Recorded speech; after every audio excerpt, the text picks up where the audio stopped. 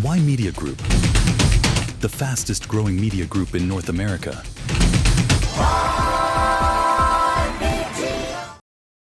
Hello and welcome to Editor's Take. We are live in France for the G7 summit. We have our colleague Shubi G there, who's doing all the coverage when it comes to our Prime Minister, Mark Carney, who's there at the G7 when he met with the UAE president, and earlier to that was the Prime Minister of Italy.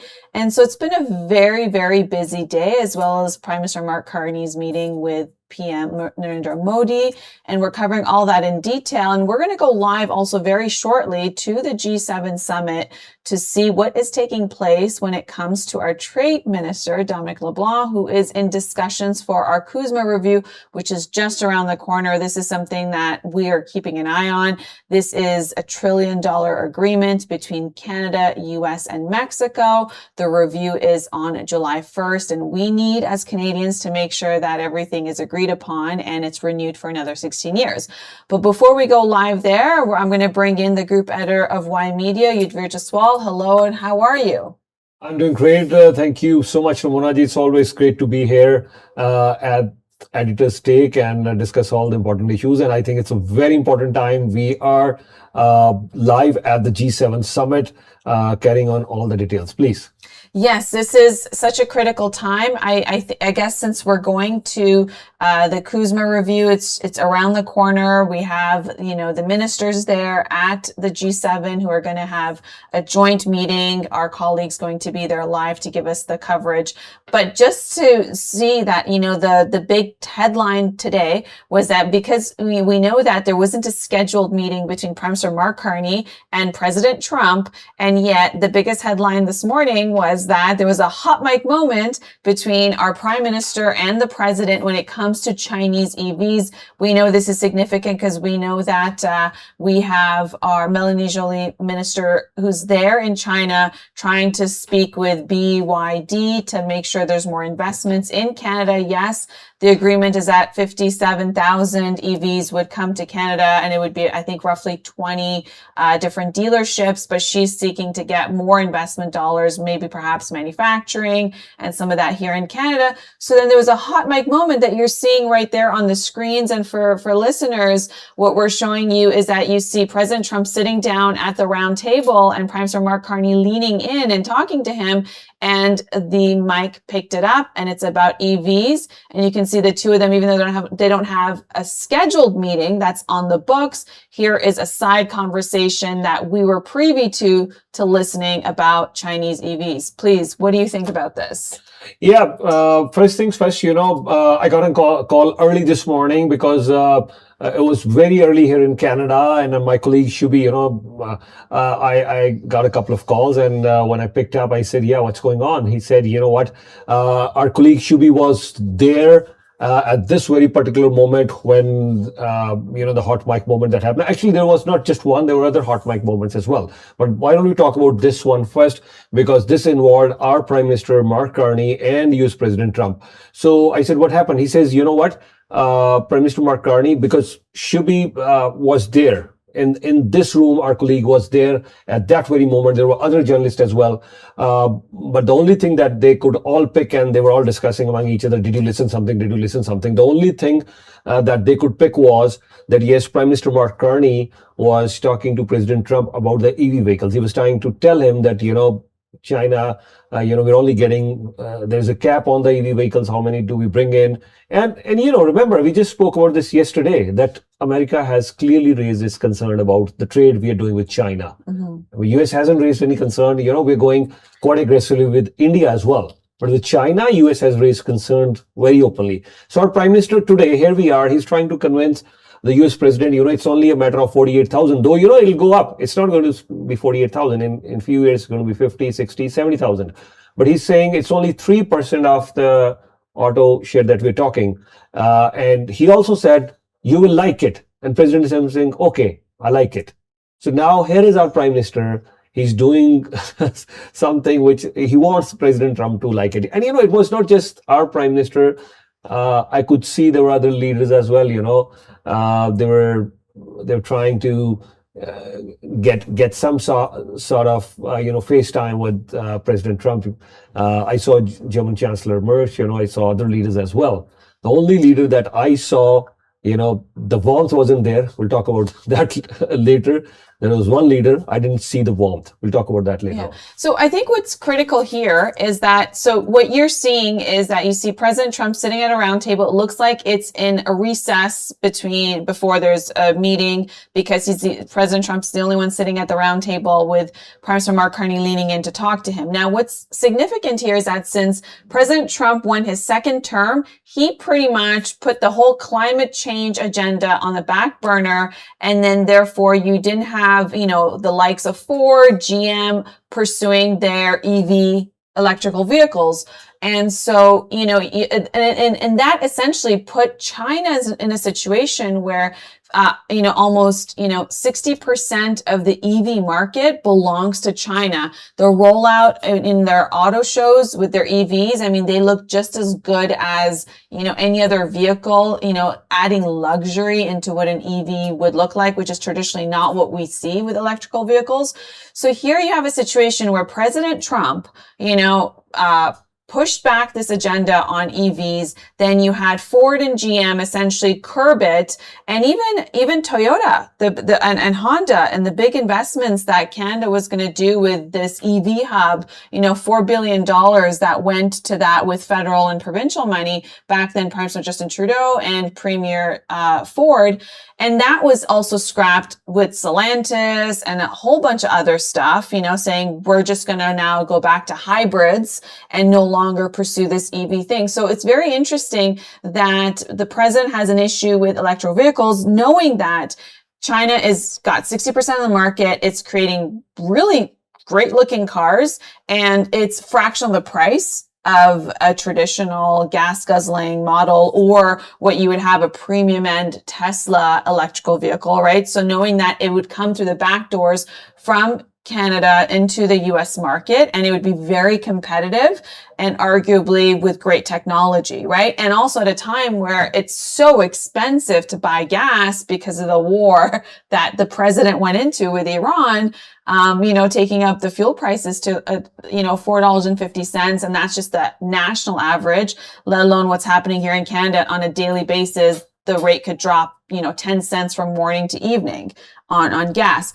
So you have a couple of things that are happening here, whereas he created the vacuum for China to lead the way in electrical vehicles. Now he has a problem with it. And then on top of that, on the CUSMA review that's happening on July 1st, he wants to push more items when it comes to the auto industry, wanting to make sure that more of it is made in the United States. And that's an issue because a part will go back and forth between, the three countries, US, Mexico, Canada, before a car comes together. So it's very critical about how he's in a situation of a climate he created. And then on top of that, there's the pressure Canada's getting because we've had auto sectors close, a lot of manufacturing plants. It's created somewhat of a recessionary climate here in Canada. If I just made up a word, a recession-based, environment in Canada. And so it's very interesting that, Carney now has to play this act where he has to, get along with the president, because in 2 weeks, I think Carney's job relies on this, that he needs to get CUSMA review done and renewed for 16 years. Thank you so much. No annual review, because that would be disastrous for investments that he's trying to bring into Canada in terms of a dollar value.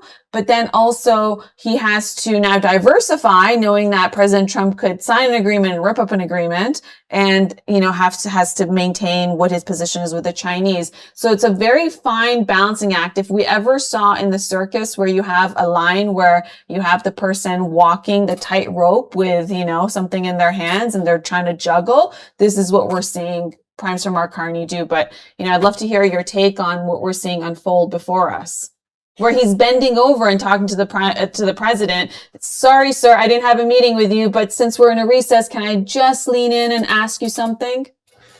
Yeah, you're right. I mean, this was right before the working lunch that was supposed to have, So I think you're right. Prime Minister Mark Carney, he squeezed in an opportunity to have some sort of FaceTime where even if it meant, that yes, he has to bend over and he's trying to say all the right things, you will like this thing. And then because we all know, you're right. Canada, as much as we are trying to diversify our trade, it's not going to be easy. It's going to take at least some few years, if not decades. Here we are, doing these deals with China, and America, US is clearly not very pleased with that. The reason, as you mentioned earlier as well, one of the reasons is they said, US clearly says this. We also manufacture cars, so we don't want your cars, number one. Second, but we do want to sell you our cars because you're our next neighbor. So why would you go halfway across the planet and then bring cars from China? And you're right, they clearly know this. I mean, China makes enough cars, not only, to take care of its own domestic needs as far as EV cars are concerned, but they're a huge exporter of EV cars, and you go anywhere across the world. I mean, you've been in Delhi, there's BYD there. So there's BYD in most of the places. So why wouldn't there be Chinese electric cars here in Canada? Canada would need, I think, Canadian consumers at least would definitely welcome some more competition in every area, whether it's the EV cars from China. We already have enough, products from China, so why not EV cars as well?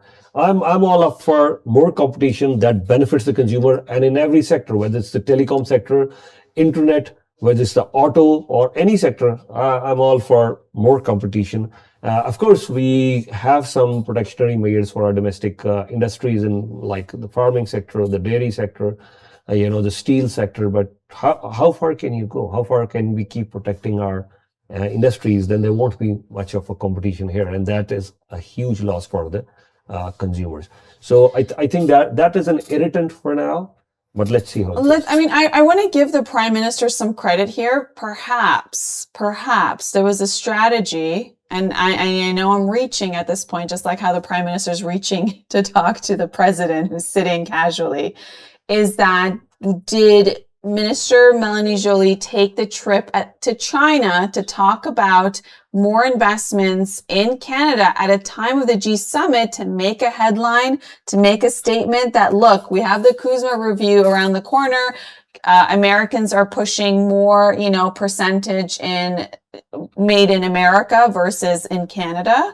And perhaps was it a strategic thing? And I'm hoping we're so strategic that we would send her there at a time where it would make headlines, and for the president to know that Canada is not only just bringing in, shy of 60,000 cars and opening up 20 different dealerships, but now we're talking about potentially the Minister Joly bringing in a deal where, given our factories and assembly lines and what we know to do so well, I guess the training wouldn't be that significant to get, Canadian hard workers and I guess the Canadian unions in the auto sector to then build Chinese EVs, if this is what she's trying to do. So I'm trying to give Ottawa some credit. Perhaps they're trying to play hardball, even though we see softball by the Prime Minister, who is playing a balancing act.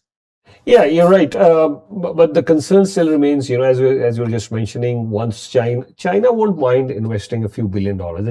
China has a lot of money. So in our auto sector, if that's what we're trying to achieve here, that yes, a few $1 billion invested in our auto sector, that won't bother China at all. But then how far are we from, when China starts also dictating the terms, the rules, here in the auto industry, the policies here in the auto industry? So how far? That's the concern for a few of the auto sector, giants here, and that's a concern for US as well.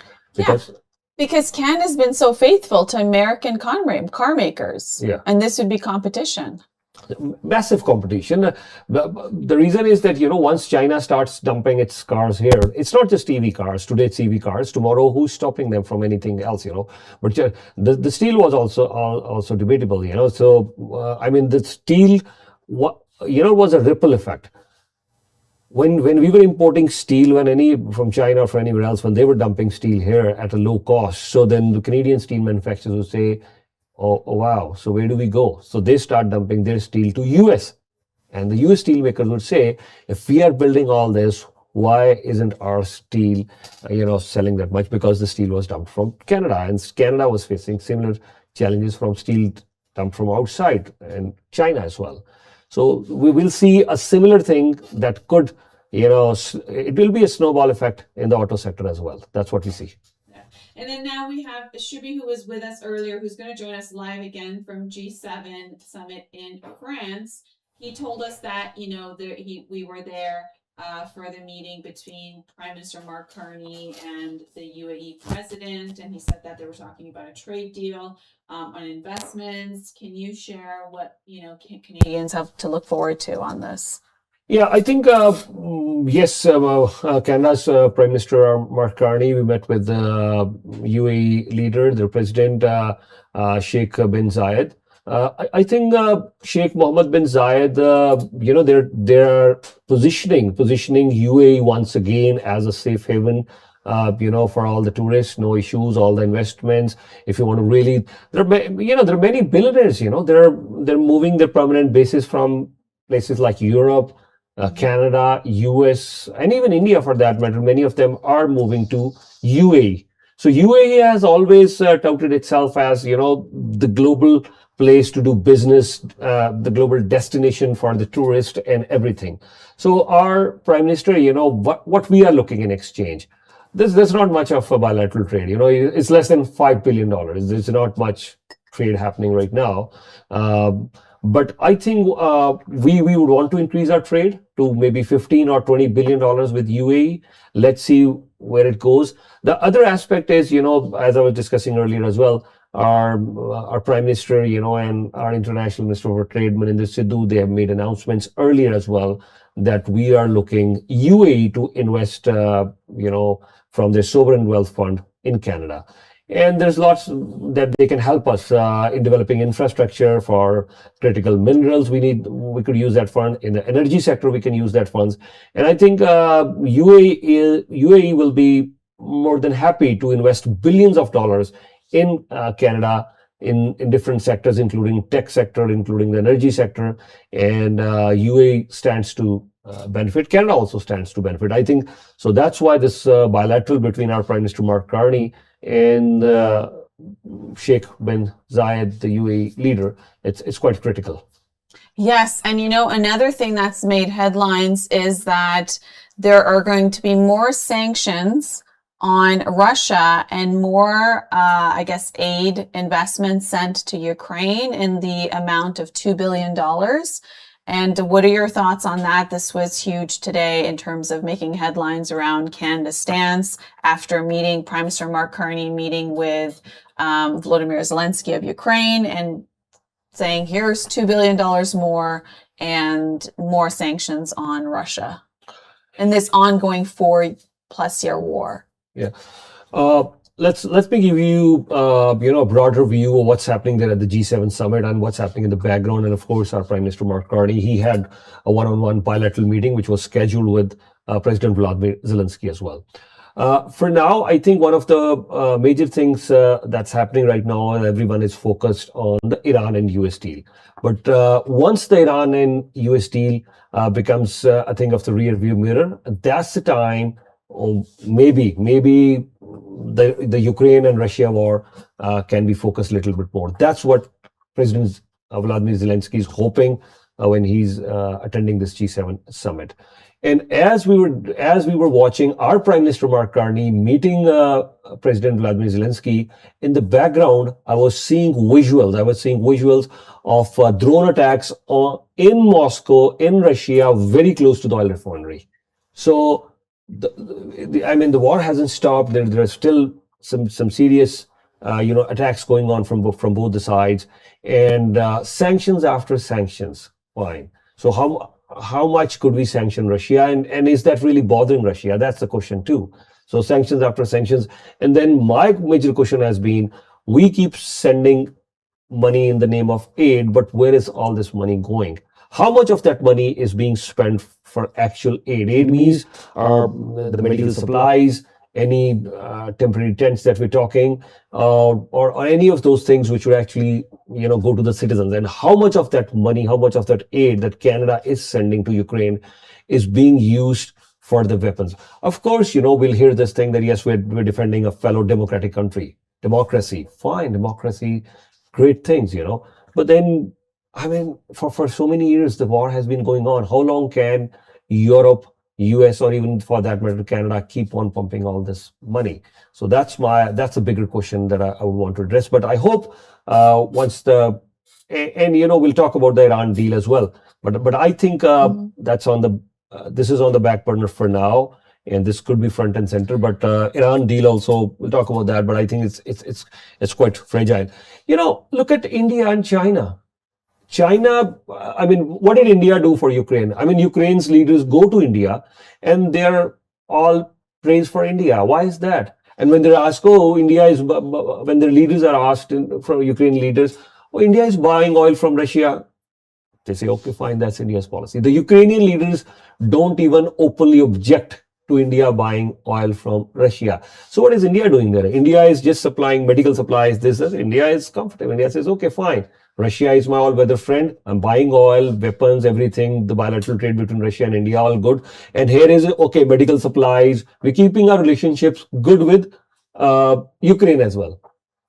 So why are we so bothered? We want to become the defenders of Ukraine in front of Russia. Why are we flexing our muscle over here? Europe has an issue because Russia is next door and they would have to keep a close eye on that. Of course, there are challenges in the Arctic with Russia for us as well. But I don't think so. We should be leading all this. I mean, on Ukraine's Independence Day, we were there. Our Prime Minister went there front and center when Russia was on Independence Day. So what I'm saying is aid and all that is good. And as you were mentioning earlier, of course, it's a stick and carrot rule, or the optics, whatever you want to call it, the play hardball, play softball. But here is India's Prime Minister Narendra Modi. He comes. I mean, usually you look at the body language. If I can show that on the full screen, first the G7 summit, they were standing right next to each other. If you look at the full screen, the whole G7 family, look at that. Modi is standing right next to Macron, and then you have President Trump there. On one side of Macron, it's Modi. On the other side, it's President Trump. They didn't even see eye to eye. They didn't shake hands there. Nothing like that. Okay, President Trump comes, he's on his place. Then Modi comes, he stands on his place. No hugs at all. No hugs at all. That's gone. So Modi is clearly sending the message. Thanks, but no thanks. As much as we're talking 99% trade deal is done, but he's showing his display here. Our 3 sailors were shot dead. So the hugs are gone. That was a trademark thing for Modi. The trademark thing. That's gone with Trump. This is no more. And if you look at the other video where they're talking with each other, Modi and Trump, you see that they're standing next to each other. They're talking eye to eye. It's not like one leader is. Of course, India is not in a position, to be very aggressive with the US. No, India doesn't have that sort of leverage. India cannot really, pick up a major fight. But if you look at the other video where Modi and Trump, they are standing next to each other, they're talking with each other. I'll request our technical team to show that video where they're standing just next to each other. If you look at that video, you'll clearly see that. I mean, again, in that meeting, our technical team has that video. I'll request if you can show that video where they're sitting next to each other, they're talking, they're standing next to each other, they're talking, but the hugs are gone. The warmth that these leaders had earlier, I think that was clearly missing. And our colleague Shubi was there all the time. We're getting this information firsthand. We're getting this information.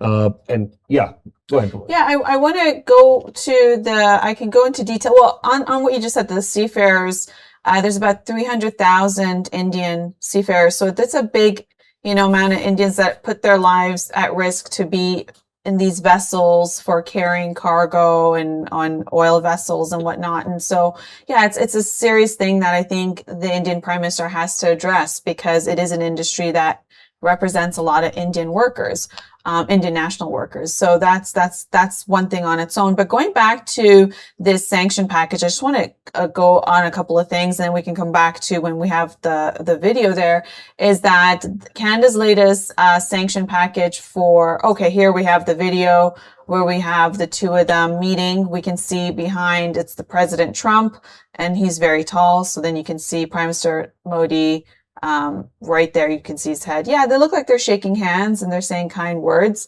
But yeah, the days of the hugs, we're not seeing that, of course. We just saw them shaking hands, and President Trump, while shaking with his right hand, patting the Prime Minister, Indian Prime Minister's left arm. No, it's patting. Yeah, I was trying to look for the right word. You know, doing something live, it's quite, sometimes you have to always think of the right words to say because you're doing a coverage. So my apologies.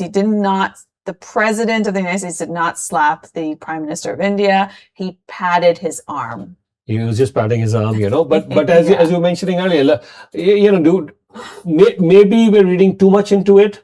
But I see that's our job. That's the job. Okay. That's our job, to observe from afar and then figure out what's happening so we can have some level of predictability in this world, given that these leaders are really pushing our global agenda of 8 billion people. Yeah, so since you said, okay, we're not reading too much into it, we're still, that's a part of a job. Yes. So looking at the optics, I clearly see not that sort of warmth anymore. It's just, okay, business as usual, because that's Modi style. He'll hug tightly and then shake hands, all this, that's his style. You know? That's he does. Yeah. So that's not there anymore. That wasn't there in the family picture. That's not there. Here he just shakes hand and that's it. He's standing firm. No, thank you. There it is. Yeah. And then, yes, he's patting. And I'm sure if Trump didn't reach out his hand for a handshake, Prime Minister Modi might have just said namaste, right? And then folded hands, right? So here we have it. Now, I want to go back to this sanctions, on Russia. So we got this new sanctions target. Russia's shadow fleets used to circumvent oil sanctions, Russian energy revenue streams. These are the latest Canadian sanction package on Russia. Defense industrial actors supporting the war efforts, Russian disinformation operations, individuals, entities, and vessels linked to Russian war machine. It's looking at 162 individuals, entities, and vessels that are being sanctioned under this new package, at the same time announcing this $2 billion in additional military aid. Now, what's significant with the Iran-US deal that is going to be signed in Geneva on Friday is that perhaps it's giving these G7 leaders, G7 plus leaders, an opportunity to think that, okay, if the oil is going to flow from the Middle East, you got UAE there, but, with the likes of Saudi Arabia, Oman, Qatar, Iraq, and Iran, and therefore now they can go and sanction Russian oil. Russian oil was good enough for them when there was an ongoing 3 months, first war, then conflict with Iran and United States and Israel choking off the Strait of Hormuz, and then the double blockage with the United States there in the Strait of Hormuz, essentially, making this entire situation of the global markets react to oil prices. You had, crude oil going over $100 a barrel per day. Now, today it's dropped to, in the high 70s to low 80s per barrel. I believe, do we have Shubi live? Is that what we're seeing there? Or is it just, okay. So I'm just gonna, so there you have the UAE president who has come to the G7. So, they're coming to say, hey, we're gonna, and what's interesting is they left OPEC after 50 years. UAE made a bold move saying that, we've been under duress where we haven't been able to send out, have production levels of our oil to be able to ship our, vessels to the world. And because of the Strait of Hormuz being blocked. And for that, they said, we're going to leave OPEC. And they announced on a Friday and they left on a Monday. And that was May 1st. very significant after 50 years. What that means is that they no longer abide by the production volumes. They no longer abide by the pricing models. So perhaps this is a time where the G7 leaders are feeling that, okay, here is a sanction package on Russia because we don't need your oil anymore. Given that that was lifted by the U.S. to be able to bring relief into the global markets when it came to oil because of the conflict with Iran. Now, this is all in the hopes that Friday there will be a signing. I mean, President Trump said that it's already been signed. Now, this is going to be the official signing in Geneva, where you'll have Vice President J.D. Vance and Jared Kushner and Steve Witkoff going to go sign in Switzerland, Geneva, with the Iranian counterparts for this peace agreement, this MOU. It's actually an MOU. I'm not going to call it an agreement. It's an MOU for 60 days. Then they're going to figure out all the terms, which we can go to what is being speculated that's in this MOU.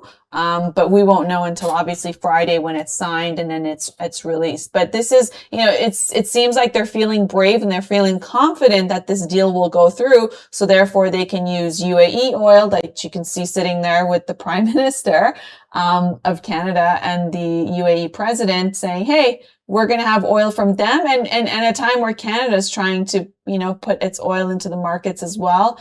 And therefore now Russia gets another sanction. What are your thoughts on that in terms of how these G7 leaders are feeling about this Iran deal, which, in a way would have something to do with this bold move that the Prime Minister made today? And I'm not hearing about other countries doing the same thing in the same fashion. So it's very interesting. And you know what? One other thing, watching the Prime Minister sit in all these meetings and try to do trade agreements and try to bolster, trade agreements with other countries, and the way he kind of leaned in onto talk to President Trump, it really goes to show, to be a prime minister, you really need to be a good salesperson, right? You got to represent your country, and you got to sell your country in the way that it's got to be a country where, it's open for investments, it's open for trade, it's law-abiding citizens, and it's got regulations, and there's predictability, it's got safe markets. So really, it's a really big sales job as you can watch this prime minister go from,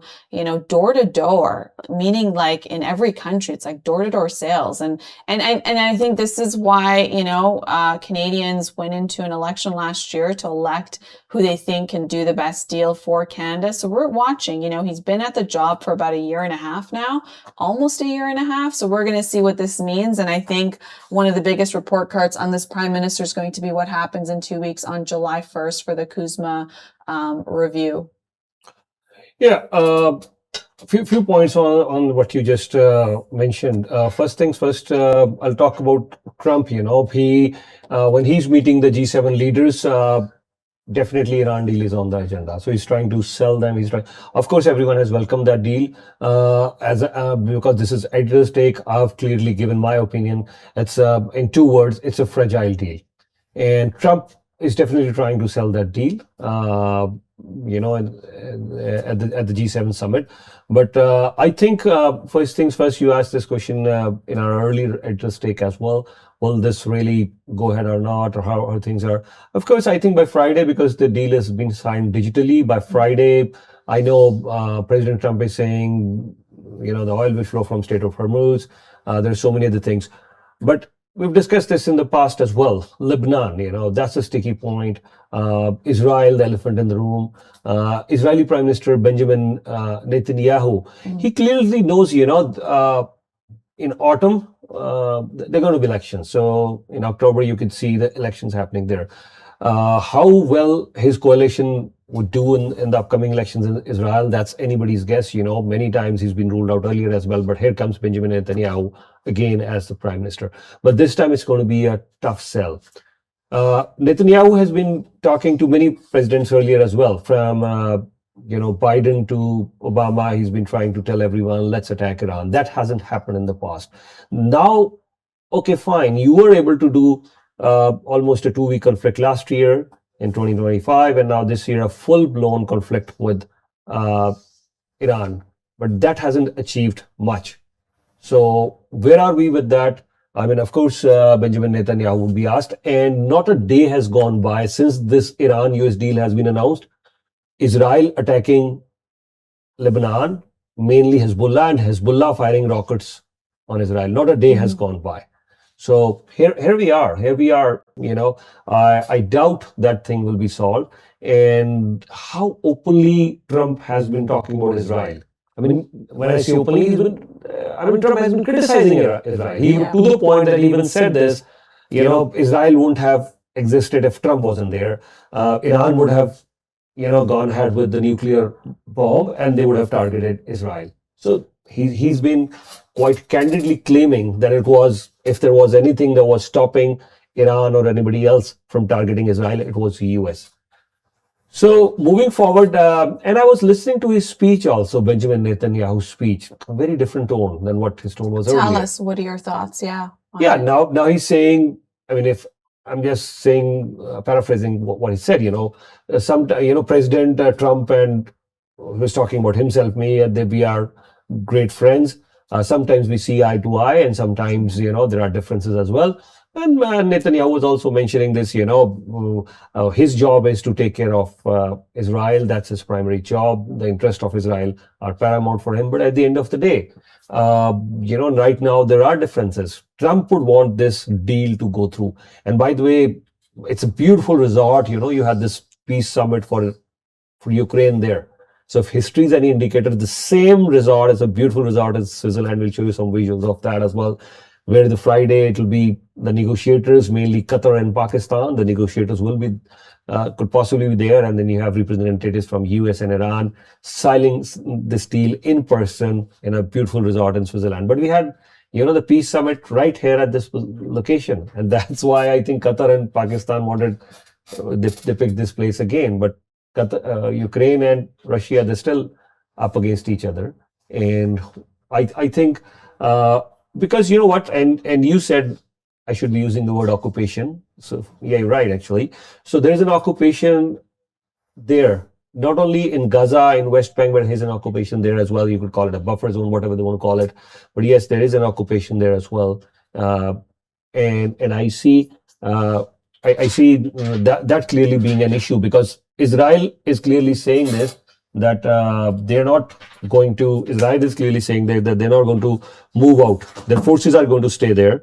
So I must tell you this thing.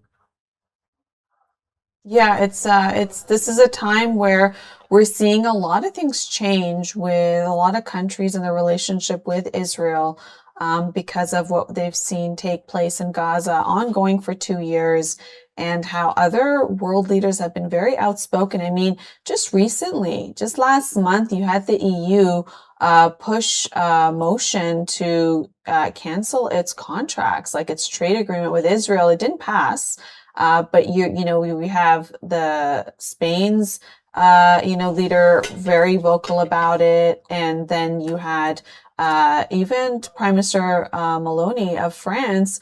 She moved to end the agreement when it comes to the military joint agreement that they have with Israel. So you're seeing a lot of shifts take place. Of course, not every leader there, because India, with Prime Minister Modi, he's quite close with Prime Minister Benjamin Netanyahu of Israel. But it's been very interesting to see what's taking place. Even the South Korean leader, spoke out very openly about, there was a video that was posted on X with IDF soldiers and what was happening in whether it was the West Bank or Gaza. It was one of the situations. It was a very gruesome type of video that I couldn't actually watch myself. And then you had the South Korean leader actually say, is this really happening? Is this a real video? And a lot of questions being raised, of course, with the latest things that have been happening under the stewardship of Prime Minister Benjamin Netanyahu. And that's to be fair, because we need to also take into consideration that, Israel's also been nonstop under attack, right? From whether it's from Iran, whether it's from Hezbollah forces, whether it's Hamas. And what's very saddening for the Israeli people is that, Israel was supposed to be a place where they're supposed to have a safe country after what they experienced with the Holocaust. And the unfortunate situation is that, the average citizens in Israel are, in constant flux of, us hearing about airstrikes in major cities. And so, of course, this peace summit that you speak of, where the signing is going to take place in Geneva on Friday between U.S. and Iranian officials for, ending this conflict that we've seen go on for, over 100 days, over the 3-month mark. We hope to have more peace in the region overall, and also for the Israeli people, who I can't imagine it being easy. We take so much of our safety for granted living in Canada, because, never is our country in a situation where we're being attacked. Thank God to that. But I think we are going live to the G7. No, not now, but hopefully soon we'll go to live there. And we were talking about the Iran. Yeah. So I think as I was mentioning earlier as well, the Israeli, but we will be going shortly. I'm just getting messages from France. There are shortly a couple of press scrums going to happen. So we'll see. Usually these press scrums, they get delayed, but our colleague Shubi is very active over there. He's sending all the details. So whenever he'll join us live, we will go there live as well. Yeah. But I think, will the Israeli forces move out of southern Lebanon? I doubt so. There has been exchange of fire, and when I say fire, it's not the artillery fire, it's the rockets and all those things on both sides. And people are, we are witnessing casualties in Lebanon, very unfortunate, every single day. Not a day has passed by when we're not noticing all these exchange of fire, and then the casualties on the ground. More than 1 million people displaced. You've talked a lot about that. We've been talking a lot about that. And, they're very anxious right now. The 1 million people there, they're eagerly waiting for this deal to happen. Why?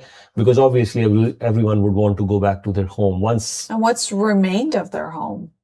What's remained of their home, that's true as well. But still, at the end of the day, I mean, here they are. They're displaced right now. They have nowhere to go. Yeah. They have nowhere to go. They're just living in tents. I know people shelters there who are like in tents right now, Yeah, who had shelters. to evacuate. Yeah. So they're relying on, aid right now for food, water, medical supplies. So it's a very unfortunate situation over there. So let's hope that, President Trump's solution, you've already heard that, So they're saying, let Syria take care of Hezbollah, because President Trump's, there was a Sunni militia earlier that was very active, that, and many of them say this guy had ties to Al-Qaeda as well. But, here we are. At that time, he was Al-Qaeda, he was a terrorist, and here, okay, fine, he's now the Syrian leader.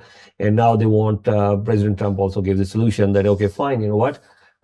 Let them take care of Hezbollah, let Israel not worry about that. Let the deal between Lebanon, Israel and US happen. I think it's a trilateral deal that they're working on right now. And regarding the Hezbollah part, they say Syria took good care of Hezbollah in their area, so they're good. They know how to fight Hezbollah. But I don't know whether things will I think things can get more complicated. Already in southern Lebanon, you have these forces, the fight, and northern Lebanon, so many things going on. So I think things can get complicated. But let's see. Iran has clearly mentioned this thing that Lebanon is part of the deal. But it's great points, because for the IDF soldiers to retreat back, they've right now occupied 14% of Lebanon's land, and this is part of the agenda of the Greater Israel Plan. And whether they want to call it a buffer zone, it's still not a buffer zone in their own country. It's in foreign land, and in this case, it is in Lebanon. And this is something that was the efforts on the Israeli part was all of March, all of April, and parts of June. So to think that they're going to now leave, you're right, it's very unlikely. And so it'll be very important to see what's going to unfold, given that and you have Ben-Gvir, who is National Security Minister, who said, no, this does not bind us. Trump's deal with Iran does not bind us, meaning we're not included. And they said we're a sovereign country. So, they've already put out their statement of what they think of Trump's deal. Yeah. And I think one of the major challenges in the coming time would be how to stitch this deal together. There's so many variables in that. It's not just the Iran and US. And on a just take, I'll sum up on this note regarding this whole fiasco. I think there has been failures in the past as well. In the past century, in the Vietnam War, in this century, Afghan War, and then Iraq War. No weapons of mass destruction found there. But I think this is another major failure, not only a military failure, but also a very major diplomatic failure as well. Because here we are in this very studio, I've been talking about for, I would say, past almost a decade now, with many leaders as well. I've discussed this thing, that US, their power is on decline right now. And was this another episode of we witnessing the US power on a decline? I think so. I think so. And I know, okay, none of the countries gained anything. People can claim, okay, even from the Iranian perspective, they could claim, that yes, we won the war. But I would see that rhetoric dying down soon. Why I'm saying that rhetoric would die down soon? Because eventually what's going to happen? The protest of anti-regime, people could come back again. There will be demonstrations. Then mainly, even if you start getting money, they're talking about a $300 billion, but I doubt $300 billion is going to come, because JD Vance says we're not going to send a single cent. Fine, maybe 10, 15, $25 billion from Europe or wherever it comes, the sanctions are lifted. But then will that be enough to rebuild Iran's economy and the regime even getting stronger, if you ask me? Because at the end of the day now, the Iranian regime, they'll say, you know what, we took care of US, so we can easily take care of the demonstrators. And this is a regime which didn't shy away from shooting down its own countrymen. The numbers could vary. Some people will put the figure, the total toll at 40,000. There are other numbers of 10,000. But okay, even if there are 10,000, 20,000, that's a huge number. And then the major issue is economy, inflation. So where are we talking about economy, inflation? These are the two major issues. And then you have to rebuild this whole infrastructure. And then if at all you have inspections from IAEA regarding your uranium enrichment, that's another thing to take care. So I think there are too many variables for this deal to really go through. I hope this does, because this will help Europe, this will help India, China. I mean, you name a country, Canada, as you were mentioning yesterday, every single country is affected by this war, which was completely unnecessary, unwanted. Yeah. And when it comes to the situation in Iran, there's the two aspects. There is the protests that were taking place to replace the regime. And also, if you take a situation of, a country being in an embargo and with sanctions for almost, since the inception of the, Iranian, the regime and the inception of what we see of Iran today, it puts in a situation where when you have a situation where you're cut off from the rest of the world with just a few trading partners, and perhaps it's on, specific things like Iranian oil and some other items when it comes to its trading partners, with such as China and some other few countries. But then you have the situation where you have a population of 90 million people who are, struggling in an inflationary environment, lack of jobs and, basic prices through the roof and their survival mechanism. And then you had this entire movement to be able to replace the regime, and so many lives have been lost. And now from what we're seeing take place is that, from a lot of reports from inside of Iran coming out, that, the people who also protested, the regime is having to deal with them on very serious matters of execution and whatnot. So yeah, this deal does, in a sense, legitimize this regime in its place. But I also wonder if this regime is learning a couple of lessons that, if you don't want to go through civil unrest, that perhaps you need to be able to take care of the population and also maybe perhaps become more moderate.